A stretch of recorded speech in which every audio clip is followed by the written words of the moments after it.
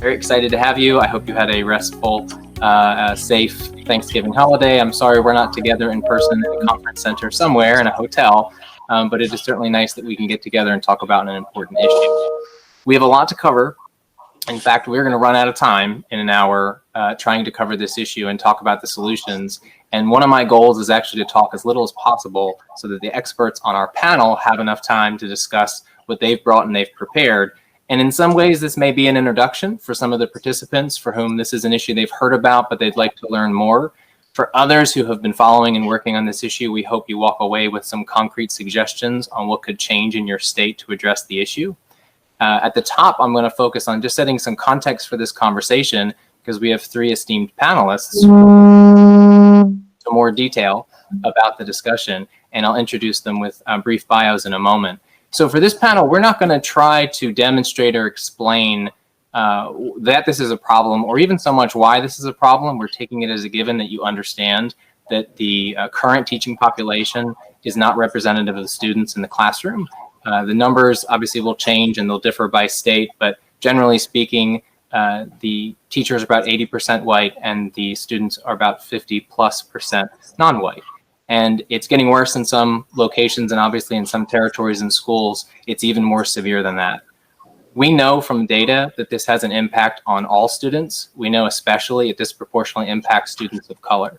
And we know that this is a problem throughout the education system. This isn't isolated to a small and easy to address. This is actually the entire teacher pipeline failing to produce the outcome that we'd like to see, which is a robust and dynamic teaching force that's representative of the students they're going to serve. And so what we want to talk about today are some of the ways in which that educator pipeline, from before they go to college all the way until they actually have a job and need the support, leadership opportunities, and advocacy in that placement, to stay in the field and attract more educators, that at every stage along that pipeline, there's work to be done. And that can seem rather daunting, and it is, it kind of should be. It's a massive problem, but that also means there's opportunity at every stage along that pipeline. If you're in the higher ed sector, alternative certification, the recruiting in school districts, retention policies, advocacy efforts, pretty much everywhere there's work to be done, and that's what we're focusing on. I want to illustrate one component of that work, which is myself. So again, I'm going to try to speak, hopefully don't see much more of me on this panel so our panelists can speak, but we're demonstrating that AAE had an opportunity to focus on one issue in our panel, and we chose this issue because we think it intersects with so much more of what the people who attend an Excel and Ed conference care about, and yet if it's not made a priority, it's unlikely we're going to make any progress. In fact, it's possible that the hard work we do on other important issues will actually exacerbate this issue that we do not have enough educators of color in our classrooms, and that doesn't serve our students very well. So that'll be our discussion today.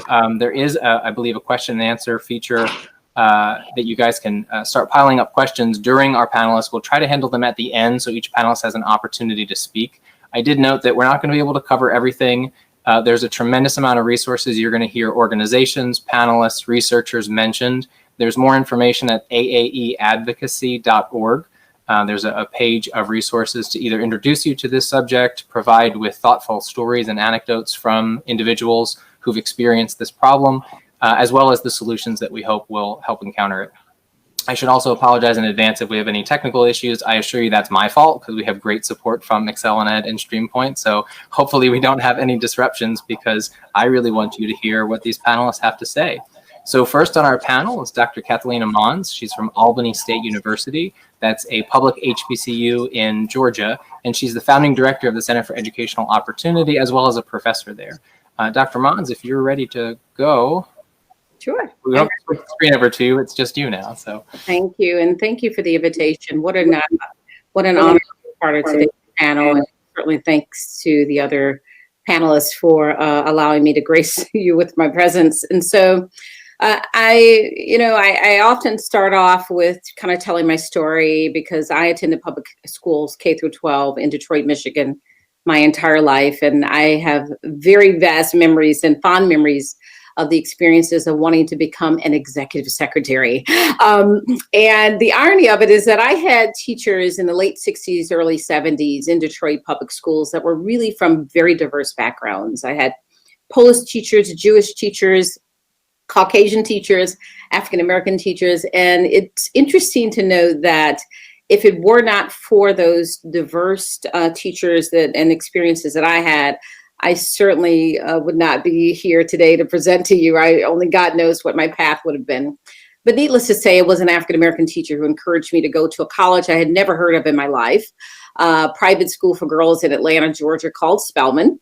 And Spelman is just a unique institution of higher learning. And I certainly would say that it was the relationship and the belief in me as a student of color by my teacher who mentored me, who loved me, and who really had high expectations of me that pivoted to my decision to become an exec secretary to that of going off to college. And so I was asked to really share some information from the research or from the programs, from the literature on pre-higher education stage, kind of in that pipeline. And so our work here at the Center for Educational Opportunity really does focus on understanding what are the barriers to accessing high quality education in the K through 12 space, particularly of families in fragile communities. And so, as he mentioned, Albany State University is an HBCU. One of the things he did not mention is that we're located in kind of the southwest quadrant of the state, a persistently poor area as defined by the Fanning Institute at the UGA. And as such, we have a unique mission here at the HBCUs and here at Albany State University, really to find ways to understand what those barriers are.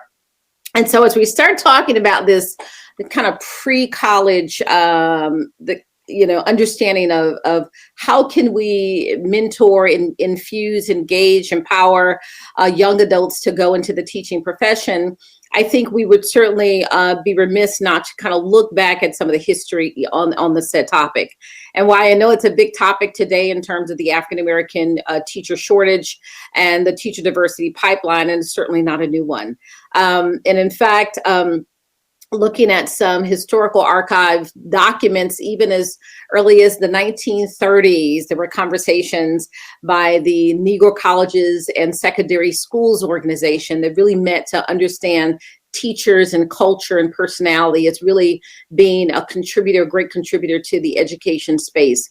Because early stages, they recognize the importance of getting youth involved in education, because in turn, if youth were interested in the teaching profession, that of course would hopefully result in a more diverse teacher pipeline. But unfortunately, we recognize, everyone on this call recognizes that there are many other areas to understand.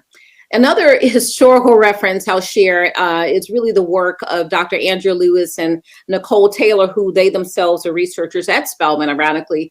And they recently published a book entitled Unsung Legacies of Educators and Events in African American History. And they really trace this pipeline in the education space in the young adults who then were high schoolers from like the Institute for Colored Youth in 1852 in Philadelphia, which later became Cheney State College, to even the Normal School for Colored Girls in 1851 in Washington, D.C. That was founded by a lady and happens to be the only woman to establish a teacher preparation institution for women at that time. And even as earlier than that, or say before the 1970s, there were say more than 100 African-American boarding schools. And some of their missions, of course, again, was to infuse and encourage young adults to the teaching profession. And so the work that we're doing here at the center, Dr. Erica DeQueer, who's a teaching fellow, she really says that, and there are three things that we should look to as we're looking at high schoolers, let's say, who we may want to mentor to the teaching profession. And Dr. DeQueer said the three ingredients really are exposure, experience, and examples. And I'm sure that the other panelists will talk about the absence of role models of color do have many effects on the students that they currently teach, but certainly also it creates a barrier in not having the mentors and role models to students as well.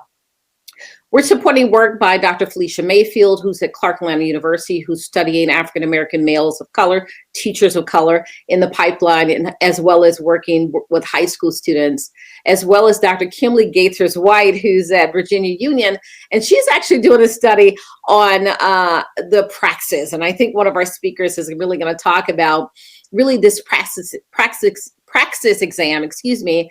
And I understand in February 2019, there was a report that came out by the National Council on Teacher Quality that found out on average, I guess about 8,600 to 9,000 teachers a year that actually take the praxis exam, of which only 38% of Black candidates pass, 57% of Hispanic candidates, and 75% of white candidates passing. And so we do need to look even at that barrier. And then finally, I'll chat. We're supporting a researcher out in San Francisco who is really also trying to work with students, African-American men of color, particularly through the Urban Ed Academy. They have a 4-year fellowship program to get Black and brown kids in front of elementary school kids. And we are also trying to work through a grant proposal that we've recently received funding for, to really go out to the high schools, the 27 county areas that we serve, to pluck out talent, to grow our own. And we know that those programs across the states have been quite beneficial and valuable. And so I will end my comments with a few programs that are existing, that really, again, the states and districts are creating these grow your own programs where they're trying to find the talent within the school systems. The Call Me Mr. program that started at Clemson University is really one of those also successful models. And Mr. stands for, it's an acronym for mentors instructing students toward effective role models.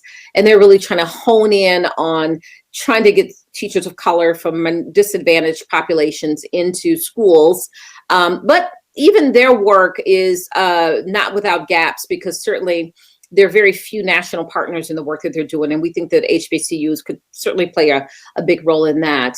And then finally, University of North Florida has an awesome program entitled the Urban Ed Scholars Program that works again with high schoolers. And so I'll stop there. I think my last comment I'll say is simply that, this discussion around the lack of African-American teachers of color and diverse teachers in general is certainly one of those unintended consequences of desegregation.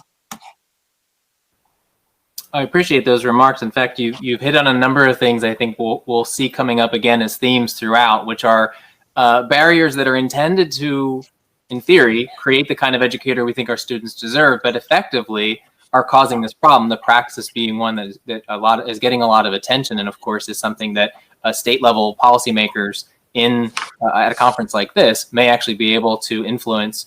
At least reevaluating, is the pipeline creating the kind of educator that we want? And we know one way in which it is not, and that is the lack of diversity that's coming into our teaching profession.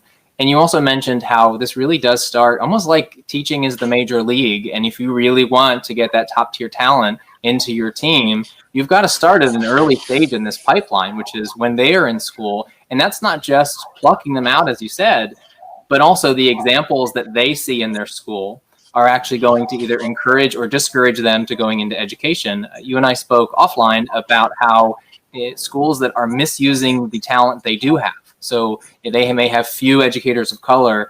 If they are actually using them as the disciplinarian in the school, they may be undermining the relationship building, the example that those students need. They actually may not benefit the students who don't see teaching as a profession for them.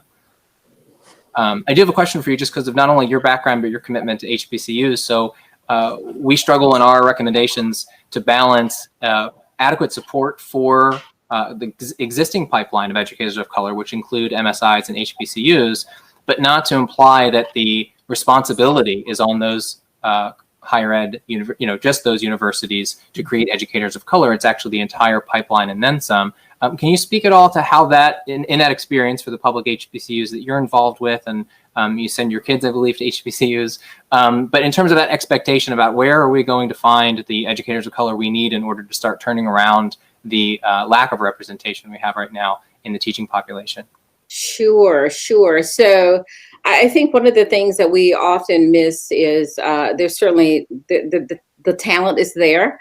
I do think that historically Black colleges play an important role. And I apologize, I don't have the numbers on that, but I do understand that we graduate the highest number of teachers of color. However, there are many other, as you already alluded to, issues in the pipeline that unfortunately prevent them from showing up into the classroom. Even those that pass the praxis that are in profession. There's research, in fact, Dr. Ben Scafferty has written an article really on race, poverty, and teacher mobility.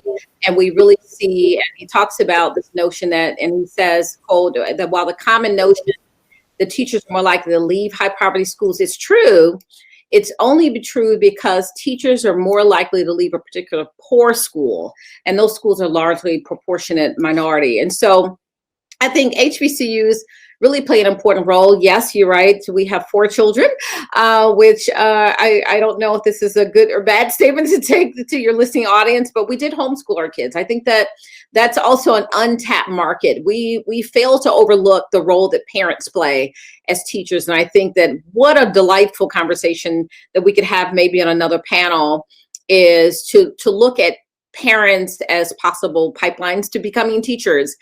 We've graduated 3 through HBCUs. Hey, I could see myself entering a K through 12 classroom after having 12 years of experience and educating my own kids. But unfortunately, we have a system that won't allow that because I don't have a teaching certification, but I certainly have the evidence and the success of having educated kids through college, K through 12 and through college. And so I think that there's an untapped market in looking at parents as teachers and getting them access even to some of the resources to better prepare them. I love that segue because we're about to speak to a panelist from the New Teacher Project, and I think their motto or in their logo is Reimagine Teaching, and that is part of this conversation. It's in fact why this topic is so uniquely fascinating because of how it intersects with everything from choice and the quality of education we're providing students to what we envision when we create teachers to how we focus on what every student needs, which is why an audience that would attend Edpalooza should be particularly interested in how this intersects with their work and how this could actually be a priority to advance the work that they do. So thank you, Dr. Monds. I appreciate that. And we'll certainly come back at the end with questions. Dr. Tequilla Brownie is the Executive Vice President at the New Teacher Project. Prior to joining TNTP, she served at the Memphis City Schools for 9 years.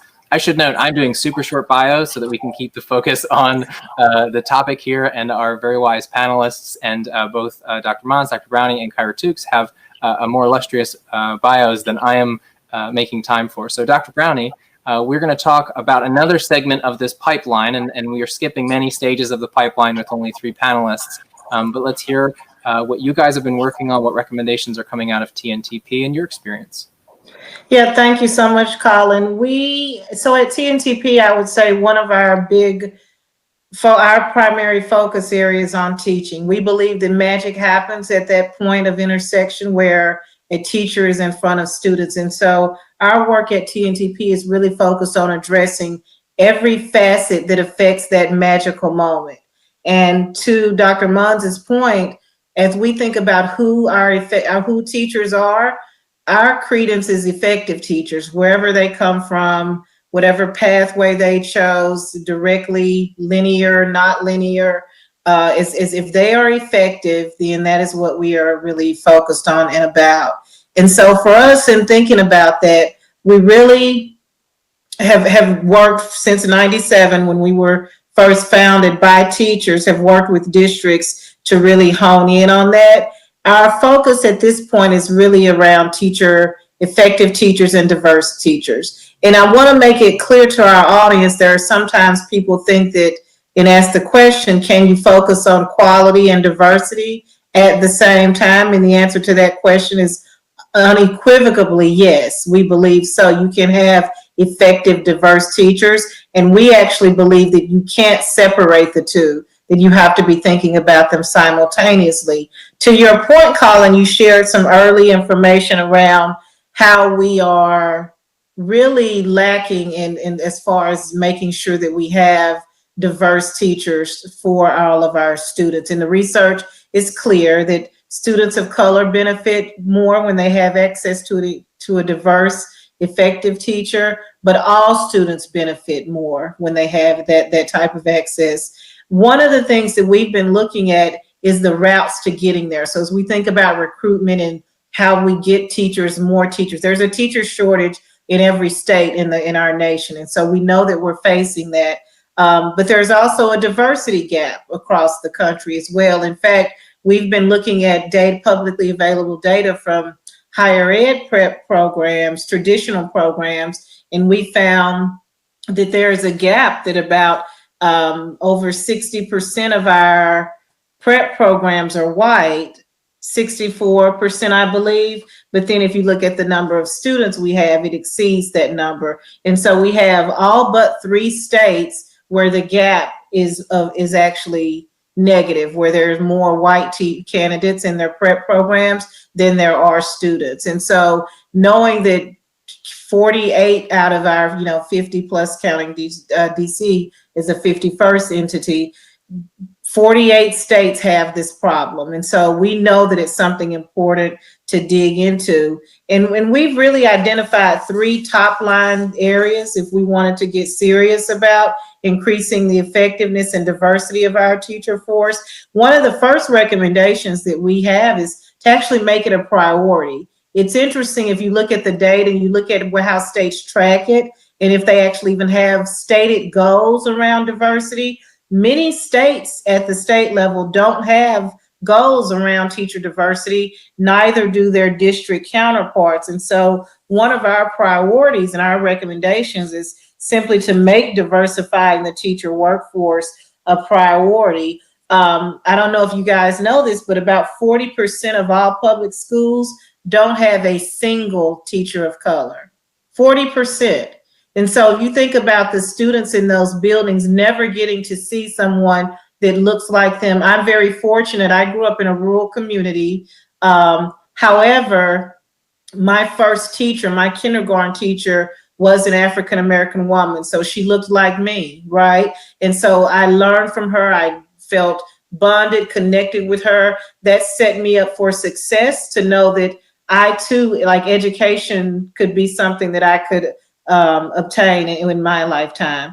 We actually also look at some of the other priorities around diversifying the teacher workforce. And one of them is also around this notion of recruitment and thinking about at what point we tap into the pipeline. And so making the pipeline stronger is simply one of the recommendations that we actually have as well. And what do I mean by that? It means districts are scrambling often at the end of the year to really try to get a stronger teacher workforce, a stronger pool. They're struggling to make sure that they don't have to open their classrooms with substitutes. And so they're scrambling for this match of not only teachers, but matching the teachers that they need with the vacancies that they have.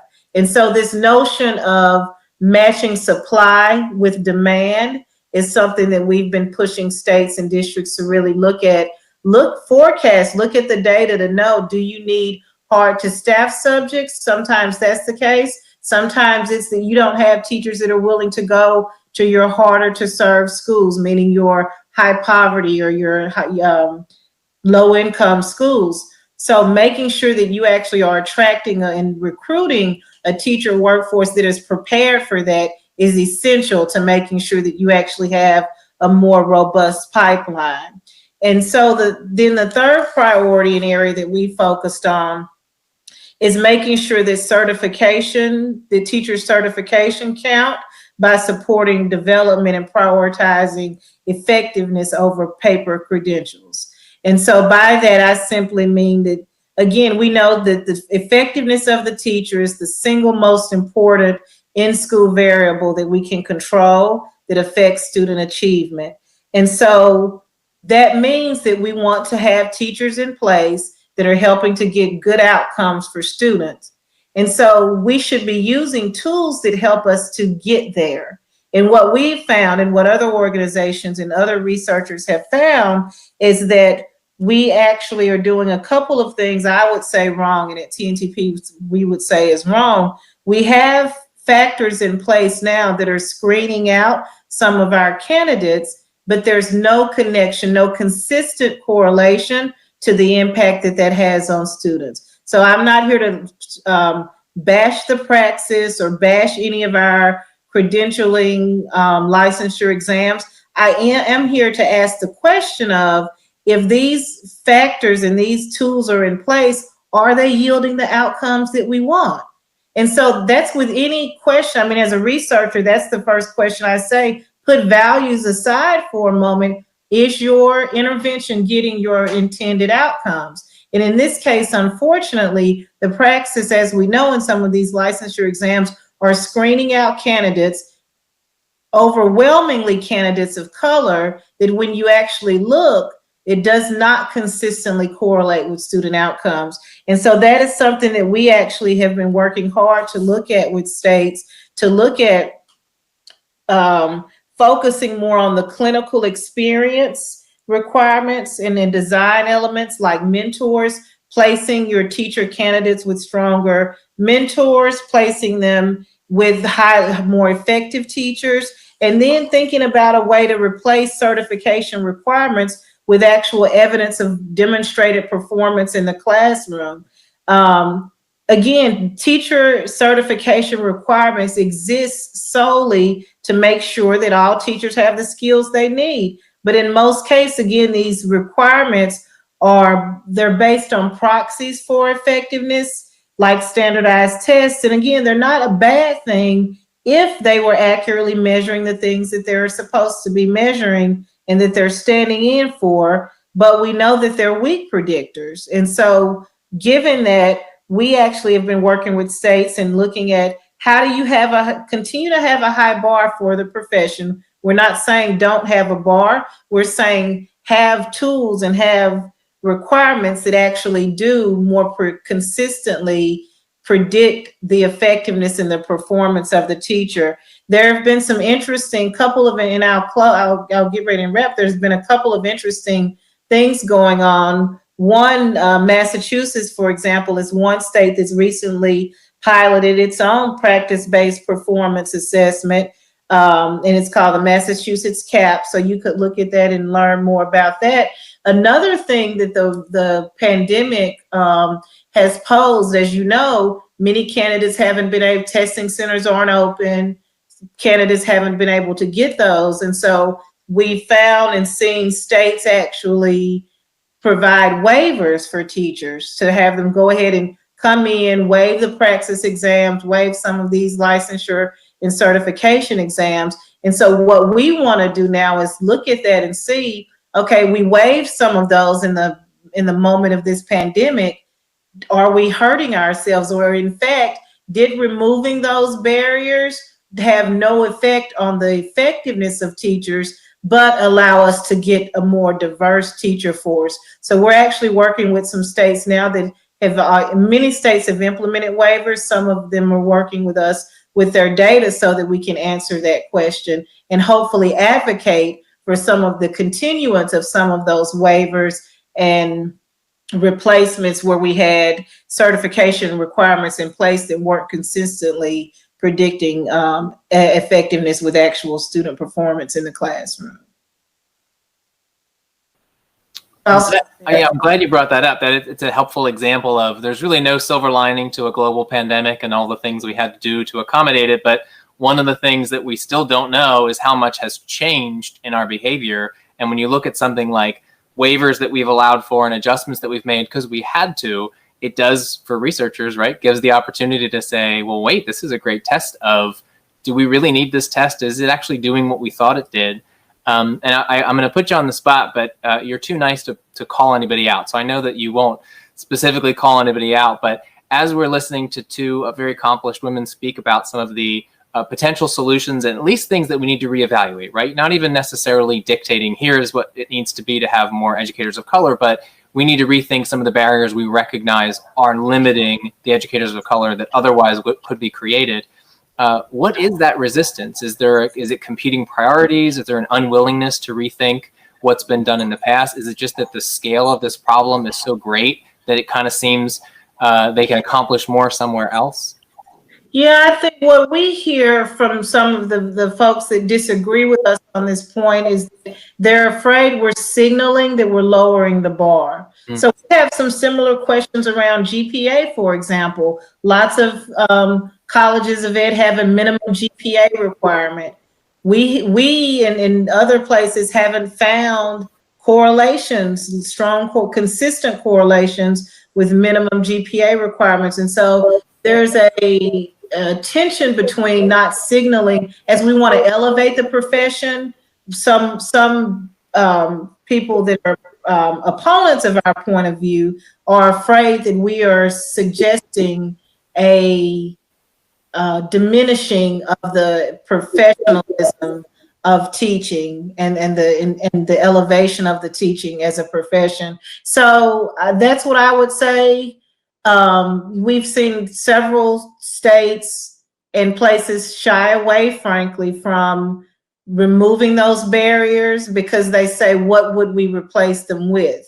And it's a complicated question. We think that there's ways to demonstrate performance based on practice performance-based assessments versus standardized praxis-like assessments that aren't really measuring the real skills anyway that teachers are going to be using in class. I mean, when I mentioned one of the interventions in thinking about making certification count by supporting development, those are two levers that are at our disposal.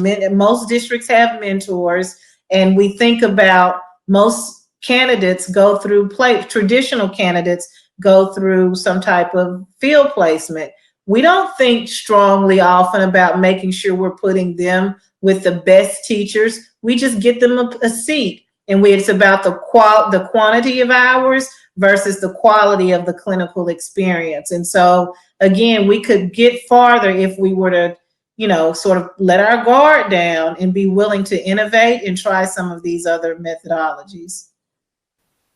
I always appreciate that about TNTP, that you're unsentimental about how things were done because you're focused on the results, right? And that's kind of one of the challenges a lot of reformers that would attend an EdPalooza run into, where we're not really interested in the intentions behind the policy. We want to say, well, what is it actually doing? And is it serving all kids? We kind of aren't particularly worried about how it serves adults. We know that we can come up with policies that serve adults very well, but serving all kids is a challenge, and there are trade-offs, and there are arrangements or decisions or policies that have been made that are hard to rethink, but they're impossible if you're unwilling to challenge them and question them and ask questions and say, is this really working?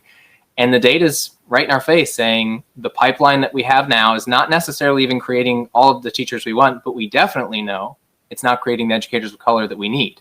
And therefore, we need to be very willing and able to explore every step of that pipeline and not just say, oh, okay, we just need to remove this barrier and we'll catch up, because the data is so lopsided, it's going to take much more than that. But again, that's a good thing because we have opportunities abound. Everywhere in the education system, there's something somebody can be doing, including at the classroom level. Thank you, Dr. Brownie. I want to move to our last panelist, but I know we'll be able to continue our conversation in questions or just together. As you guys can tell, I'm excited because I enjoy this topic and these individuals. And I texted Kyra earlier today because I was just excited to hear her portion of the presentation, so I'm anxious to get to it. Kyra Tukes is my colleague at Association of American Educators Foundation. She's our Director of Advocacy. And prior to coming to AAE Foundation, she worked at Teach for America. She was recruiting some of these educators that we rely on to educate our kids. I believe 150 educators found their way into the classroom through Kyra's work. And she was a core member herself. She served at KIPP Houston before moving to TFA and then to AAE Foundation. Hopefully, Kyra in her presentation will mention one of the many projects she works on for us, which is working with individual educators through the fellowship program. And some of those educators have actually focused on this issue. From a personal standpoint, they recognize the need for their role in helping high school students and their colleagues when it comes to retention support, leadership, advocacy opportunities. But if we don't get to it, I'm going to ask those questions at the end anyway. So Kyra, you take it from here. Awesome. Thank you so much, Colin. Again, thank you for the opportunity to sit on this panel. I'm so pleased with our panelists today and excited to contribute some more ideas to this conversation. But I want to start by adding that I had no interest in being a teacher until I met a student named Khalil in Washington, D.C. And through Khalil's life experiences and his grace and his encouragement as one of my students in college, I am now a teacher. I'm a trainer, I'm an accelerator, and I'm an advocate, and I'm grateful for the opportunity to share my experiences and encourage collaboration around this very important opportunity to improve our educator force. So in our last 20 or so minutes together, I'm going to try to cover everything that we have left, from certification to recruitment and retention strategies that we've been discussing. And our panelists have done such a wonderful job setting me up for this leg, which is sharing the different facets of this pipeline that we're addressing and that needs our urgent attention. So from high school to college, entry, matriculation, to certification, and then finally to recruitment, support, and development, how can we ensure that we are prioritizing our educators of color and ensuring that we're retaining those educators as well. And while our educator force has been historically white and woman, as mentioned in the data points from my colleagues, tradition and innovation, like you and Dr. Brownie just had a conversation about, Colin, don't have to be mutually exclusive here. COVID-19 has illuminated that our schools really can't stay the same, and that change and collaboration are going to be a necessity if our desire is actually to serve every child in the ways that they uniquely deserve. So better serving our students includes prioritizing these cultural components of each family on our rosters and each educator represented on our staff. So within our schools, leaders and educators have to tap into these cultural competencies by first acknowledging that families and students need to consistently see and hear themselves represented in the practices and policies of our schools and of our districts. And as my fellow panelists again have illuminated, it's time for this dialogue to open up about how diversity actually is in the nuances of our day-to-day work. And it's in the processes that are necessary to become a classroom teacher.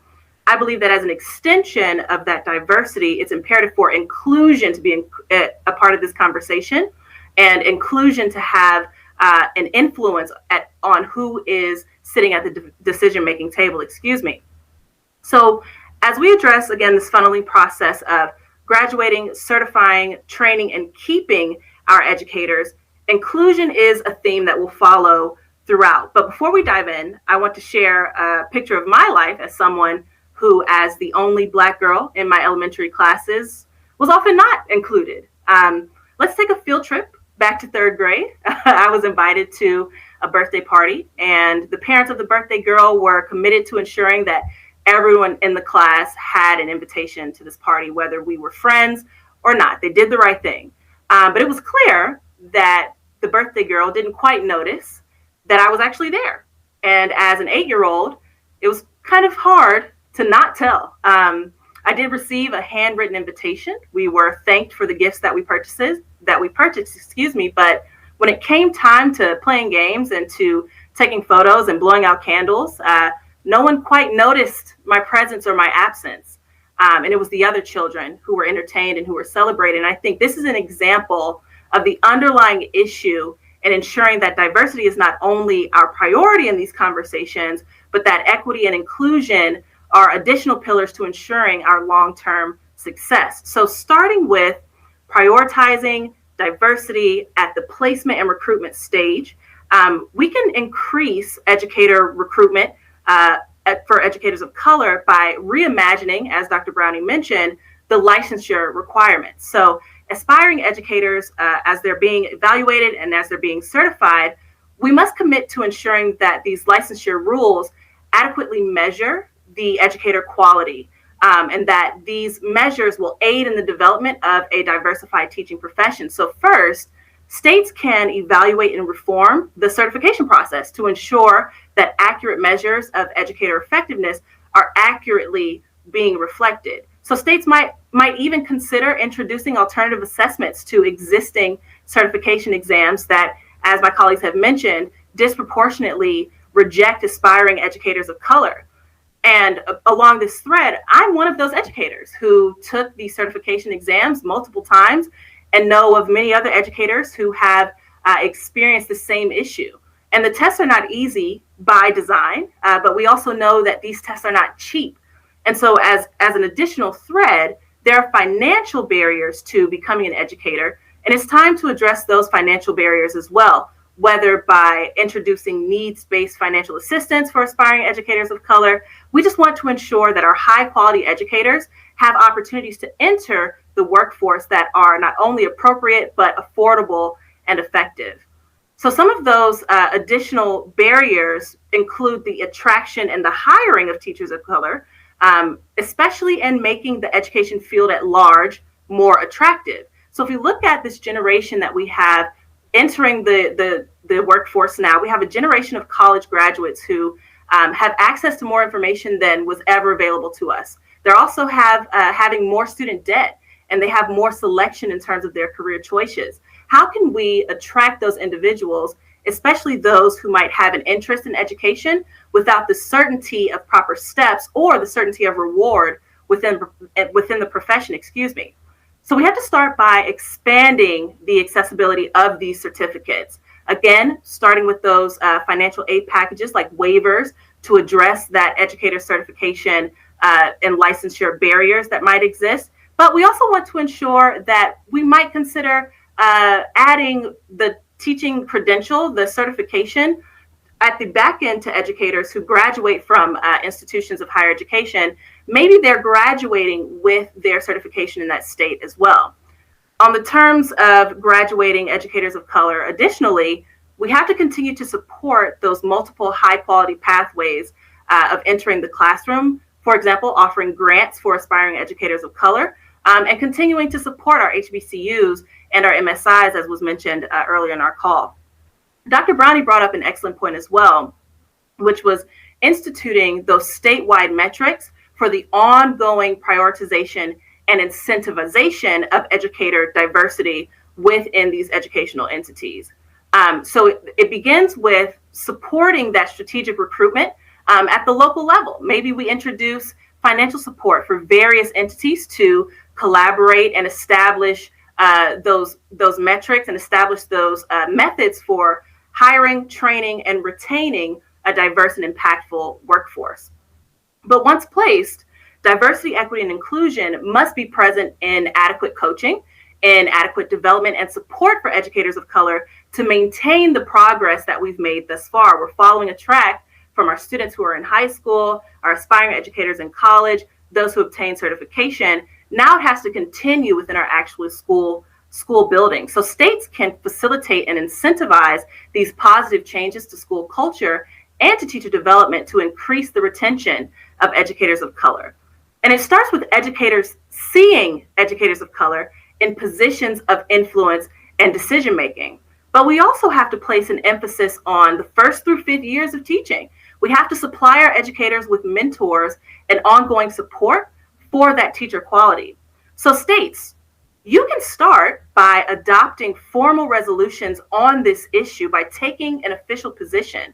And this resolution can act as a signal to local districts that the states are committed to addressing this issue and to evaluating other recommended education policy changes to address educator diversity shortages in classrooms.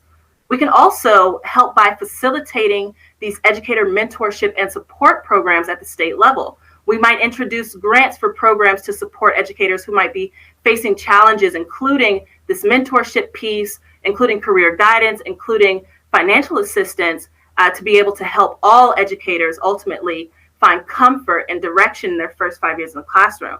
And then finally, we have to reward our educators' performances. In a continued commitment to diversify your state's group of excellent, exemplar, even highly effective educators, we have to commit to rewarding educator performance through community involvement initiatives, through academic achievement that educator might lead, through cultural competence that shows up in state recognition, that shows up in grants and scholarships that are available to these educators as well. And while our efforts to diversify the teaching force can't stop here, they must continue with not only inviting these educators of color, but by including and prioritizing their voices, their perspectives, and their lived experiences inside of every school. So we know that there's data to support that team performance improves when all of the players are included.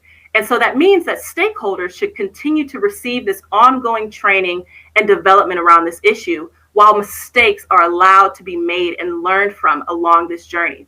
It's up to the states, though, and districts and school leadership to model inclusion of all educator voices. And here are a few ideas that we might have for how that might work out. First, asking opinions, asking for your educators' opinions in meetings. Educators are people, they are professionals, and they are most proximal to the issues that we attend conferences like these to address. Their opinions and their perspectives are invaluable to informing the changes that need to be made on our local and state level. We should also be inviting and accepting these perspectives without discrediting the one who's speaking, without dismissing their experiences or their concerns. We also have to continue to prioritize the visibility and inclusion of people of color in positions of influence and power, like this panel. But additionally, we have to continue to check our biases, and we have to acknowledge our own privileges. We all carry a certain level of privilege, even being in this space today. Checking in with ourselves to discover how we may or may not be carrying these internal biases toward any group in our practice inside of education is going to be critical to the ongoing success of diversifying our educator force. And then finally, something that I love and hold dearly is advocacy. I remember so vividly being a first-year teacher. I remember the whirlwind of emotion when I met my first students. I remember the fear of submitting my first lesson plan. I remember the challenges and the exhaustion of daily entertaining and educating a group of 26 4-year-olds. But I also remember the importance of the support and the recognition and the dedication to my development that my school administration and my team was so committed to. In addition to that, though, I remember being the only person of color in many of my professional development sessions. I remember watching the master or exemplar educators, and none of them reflecting my lived experiences or the color of my skin. But I remember using my voice and using these concerns against all odds to help change that within my school district. As educators, you are responsible for reaching back, and you're responsible for ensuring that the upcoming generation has great models for what it means to be an exceptional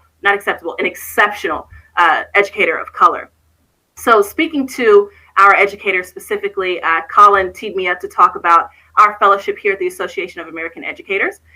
Each year, we recruit, train, and deploy a cohort of educator fellows to speak to their unique experiences at whatever type of school in which they might be currently working, through op-ed writing, through interviews, through letters to the editor, through attending lobby days, through attending days on the Capitol. We're proud of their work and to their courage and their contributions, and I'd like to speak a little bit more to that as we continue. But along this thread of advocacy and as we close, I'd like to thank all of our teachers who are here today. I'd like to highlight the work that each of you has continued to do. As our professional educators, your dedication to our kids, your dedication to the profession, even under the ever-changing circumstances of COVID-19, your work and your dedication is praiseworthy. So thank you to every educator who continues to strive for every child in every school that we have represented here. You are shaping the future, and your voices matter. And diversity, equity, and inclusion in our educator force is not just about gender. It's not just about race. It's not just about our orientations. It's about all of us. And with all of us being at the table, it's about promoting that belonging, that purpose, and that well-being that each of us are so very deserving of. Thank you, Colin.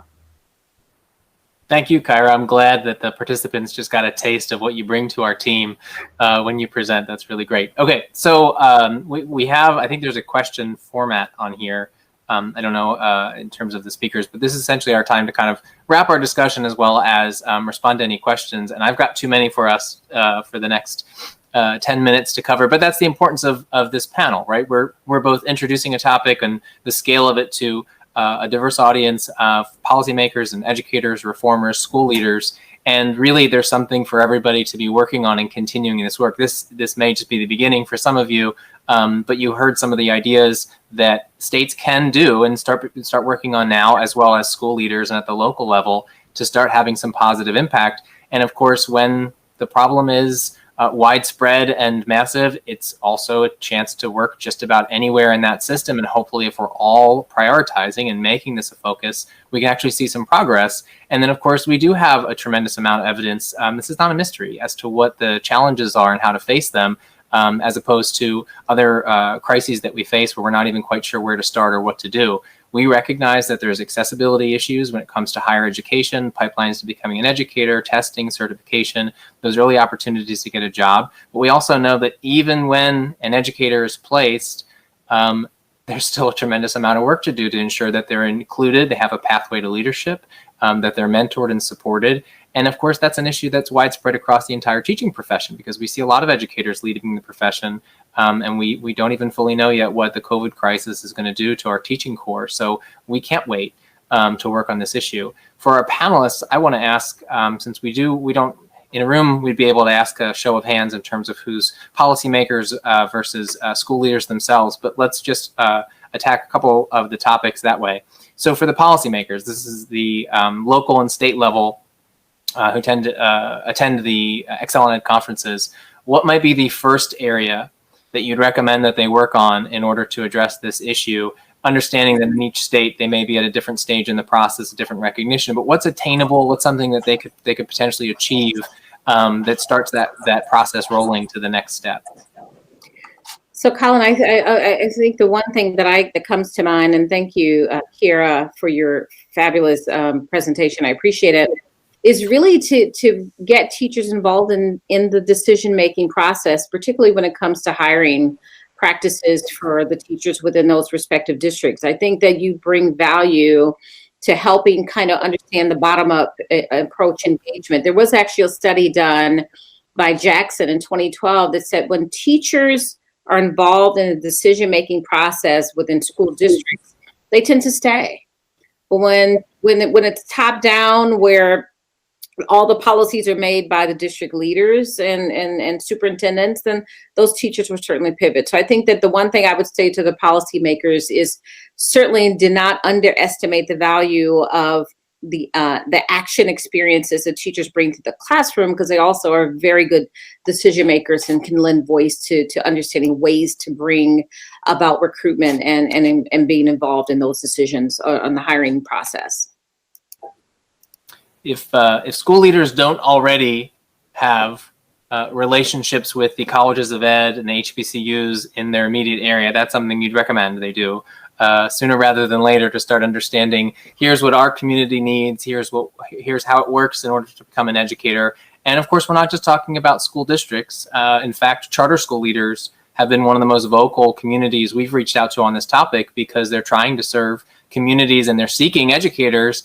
And with a problem of this scale, I think the sense is, I don't know how I can also do this on top of everything else. So I sure hope somebody solves this soon. And yet it's kind of all in all of us to try and do what we can. And that was one area that we just didn't have any research on how strong those communications and those bonds are between the sources of educators in a community and the placement for those educators. And they should be well connected and familiar with one another. Dr. Brownie, I saw you turn your microphone off as we were talking about advice for policymakers, and of course, TNTP's website is a great resource to go to find some of that. But did you have anything that you wanted to add as we wind down our panel? Yeah, I mean, two things. One, I can't emphasize enough the notion that it's simply setting goals and priorities around recruiting and retaining educators of color is a great place to start. It seems like a no-brainer, but having those types of goals both at the state level and at the district level, I think is really important, because once you have those goals, then you'll begin to have transparency around reporting out again about where you are, and so that we can, our public, if you will, can hold us accountable. And you can know where you need to hone in and where you need to focus. So for example, if you're finding that you are actually recruiting a diverse pool, but something is happening along the way, then that may be a signal that your principals and school leaders don't know how to effectively select and match candidates to fit their school culture, that there are, the culture, and there are things in place that are really hindering the retention of staff of color from staying. And so really setting those goals so that you can know, is it that the problem is on the recruitment side, the problem is on the retention side, et cetera. I think that's just a really important first free step, if you will, to start. Right, and certainly reveals that competing priorities, that if you set a goal, the implication is that you plan to make some progress toward this goal, and it's measurable, and you're accountable for it. And short of doing that, really, what might you even hope to achieve?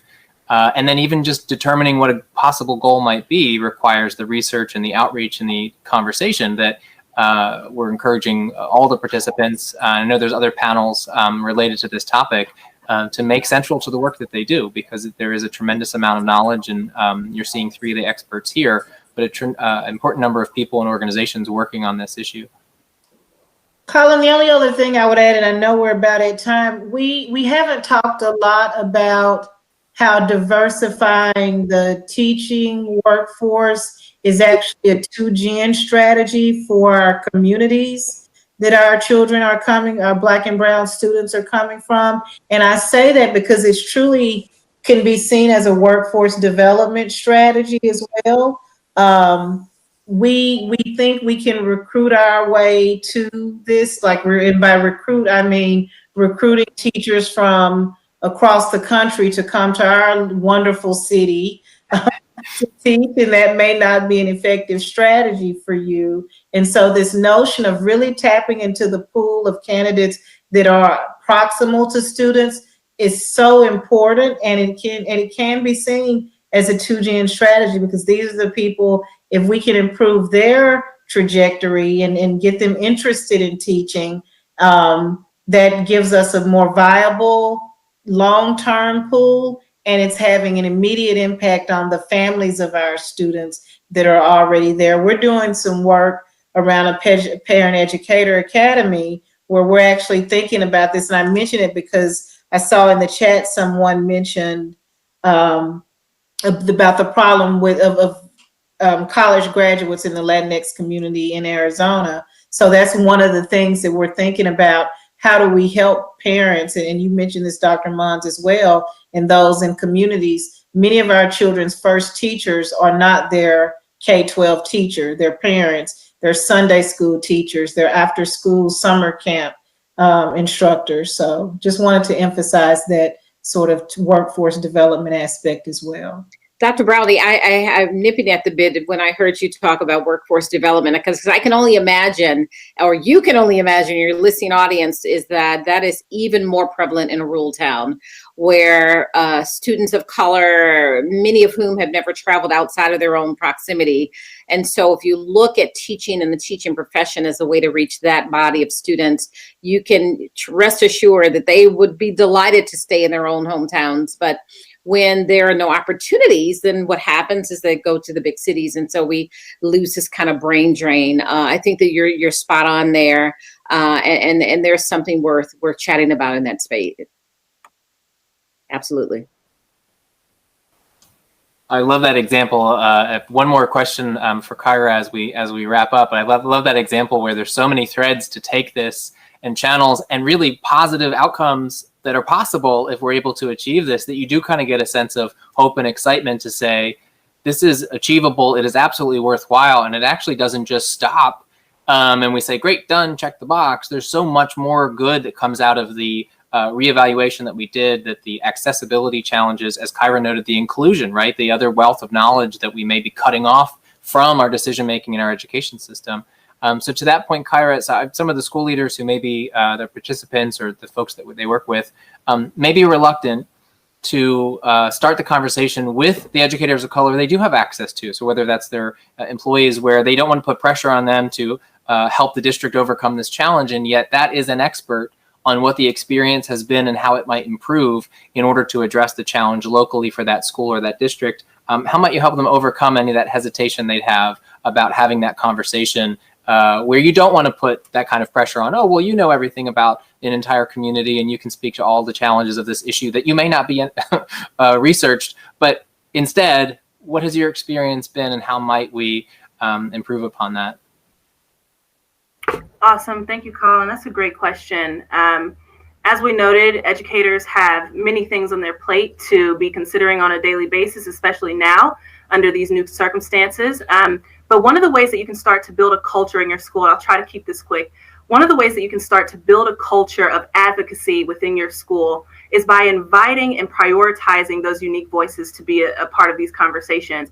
As I mentioned in my presentation, starting with asking for your educators' opinions in your weekly professional development session. Set apart some time to prioritize their stories, their thoughts, their concerns as well. Keep an open door policy. Allow your educators to come into your office or your virtual office, share the thoughts that they might be having and any concerns they might be having as well. And then make it in something that you can incentivize, not necessarily something that turns punitive or something that educators might be afraid to take advantage of, but it's something that you can incentivize when an educator brings something to you, shares a concern with you, an idea with you even, that there's some type of incentivization connected to that. And I think those are some of the ways that we might start to try to get our educator voice, our expert voice behind these issues that we're so desperately trying to resolve. Colin, can I make one comment? I know we're almost out of time, but one of the things that just came to mind is really we also need to kind of professionalize teaching. And what that means is as we see teachers of color in the classroom demonstrating, deploying, implementing programs, initiatives that are working, that are successful, I think that it's important that we recognize the role of action research, and so that we can get those teachers kind of writing white papers about what works, because then you can replicate that. And so really kind of professionalizing the teaching profession as well. I agree. That's a great place to wrap us up, because I think that adds to the fulfillment of the teaching profession, which is a goal of AAE, and I know of many of the participants in this room. So thank you, everybody, for joining us. Thank you very much to this panel for taking the time out of a busy day, and hopefully everybody is still enjoying their Thanksgiving leftovers. If not, you can get back to them tonight. I know we have a very crowded and full several days of EdPalooza, so we will end our session today, but we encourage all of you to continue to do research, have conversations. The folks on this panel are a great place to start, but there's many more they can recommend, as well as to look at the resources at aaeadvocacy.org. Thank you again. Thank you to Excel and Ed for this opportunity.